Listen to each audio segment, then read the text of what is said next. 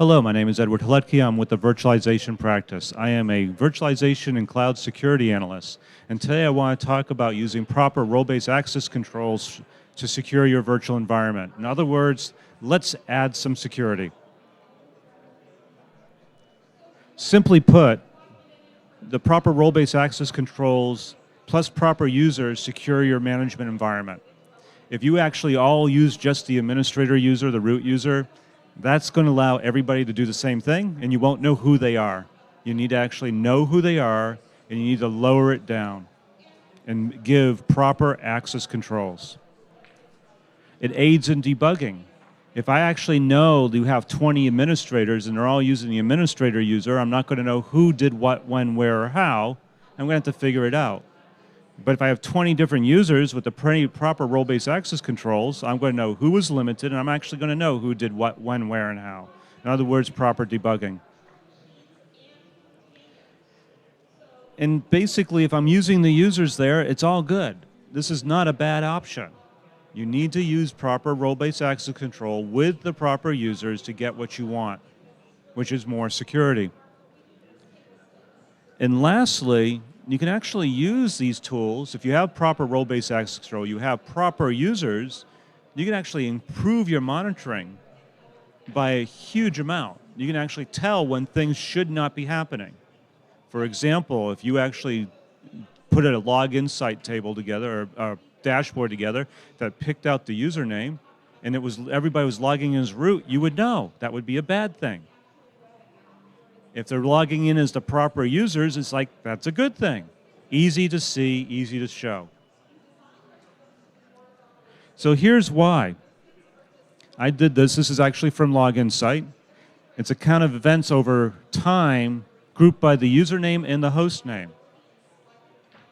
If you look on the right here, I have actually all these users, and I don't see anything that says root or admin.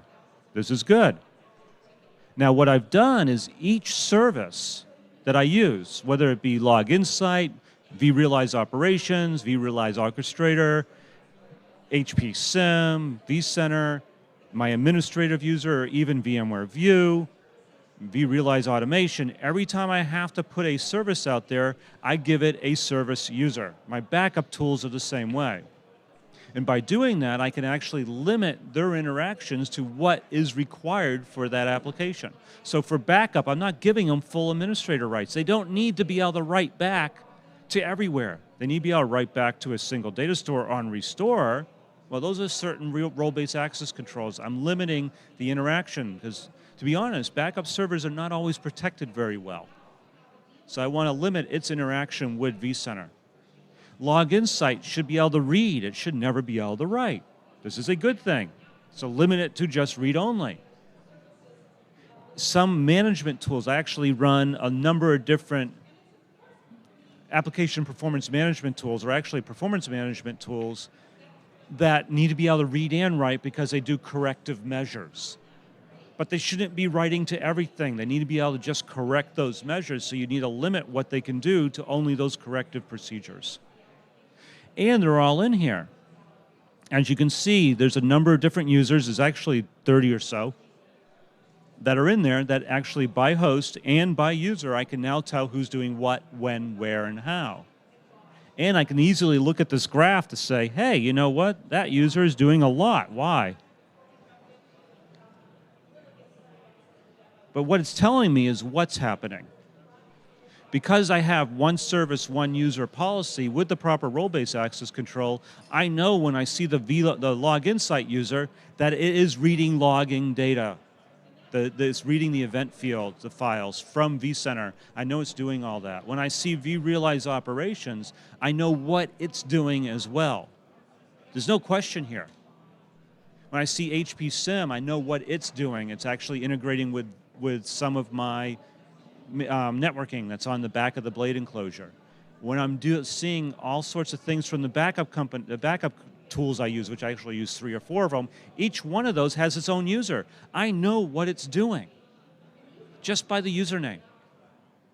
This actually limits my debugging capability. It actually increases my debugging capability, but limits my chances of false positives. if I see something bad going on, I can go over here and say, well, what happened? Oh, it's LogInsight. It just pulled 4 million events. Why? Now I know it was LogInsight. I can backtrack back to debug that. So I know more about what. But I also can tell what's wrong. If you look at this particular LogInsight dashboard, there's 2 users on here that actually I should never see. I see root. That one would be a really bad thing. Why I see that is because I'm actually was doing something to fix a machine, so I logged in as root. I had to. It was the only way to fix the machine. But that allows me to say who did what, when, where, and how. I now know that if you logged in as root, I should be able to know what caused that. And I see one that says just VPX user. Well, do you know, that's actually not bad. But it's too bland. I need more. VPX user is the delegate user that vCenter uses automatically on each ESXi host.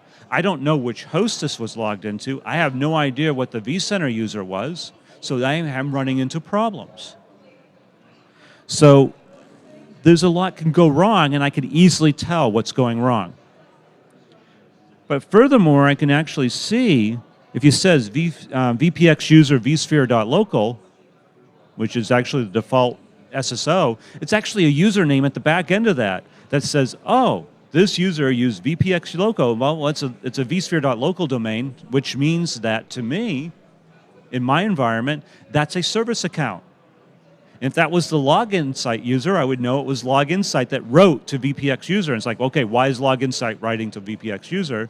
But most likely it was like a VM Turbo or one of the other performance management tools that was doing corrective action. They have their own accounts. So now actually, VMware's already solved the delegate user problem for some accounts. But I got a lot of historical data in here showing you what's wrong, what's right. So what can you do? One service, one user. It's that simple. You have a service, whatever it is, do one user. Put it in the system. I use SSO for all my service accounts. Some people use Active Directory. It makes no difference. Pick one. I like SSO because if Active Directory goes away for some reason, my environment still runs. And I can still manage it, which is really, really important. Read the documentation that comes with each of these services. I know it sounds strange. No one reads documentation. But you're really looking for these services have defined what role-based access controls need to be enabled by service. So one of the good ones are the backup companies give you this whole list and pages of settings. Set them. That's easy enough to do. Read the documentation, then assign only the necessary rights. Create your own roles. So for example, in my vCenter server, I have roles for Veeam, I have roles for VM Turbo, I have roles for HP SIM, I have roles for 30 other products. I actually created a role specific to those products, and I assign the SSO users to those roles. Those roles have been properly filled out. It took a little extra work, but it gives me a whole lot more protection. And then each service should have its own roles, as I said, but you want to monitor the users. Why? One user, one service, and you basically go back around when you see something that's abnormal. And what you get is this really interesting graph. This is actually LogInsight. You can go to www.astroarch.com/virtual and go to /TechSciWills LogInsight Monitoring Pack, and you can download it. And it gives you all this information and gives you these wonderful, pretty dashboards that I actually use day in and day out for security. It's telling me who's logged in. Nice thing is, it'll also tell me who broke in. Because why? I know the role-based access controls for my environment. I have one service, one user, and there you go.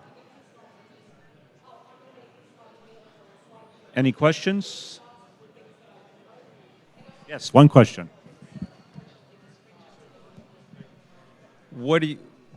What's your preference when you don't have the documentation on what roles and what permissions are required? Do you give everything and work your way backwards, or do you start with nothing and start ticking a box and testing? What have you found to be most useful? The question was, what do I find, where do I start when I can't find anything in the documentation for role-based access controls? Very simply, I start with read-only. I give them read access, and that's it. If something doesn't work, then I try to figure out what needs to be added. But you start with read-only. You don't give them everything and work backwards and cut down. You really start with no access except for read. And generally, most companies just need read. Most tools I've found, read-only is just fine. Any other questions? Thank you very much.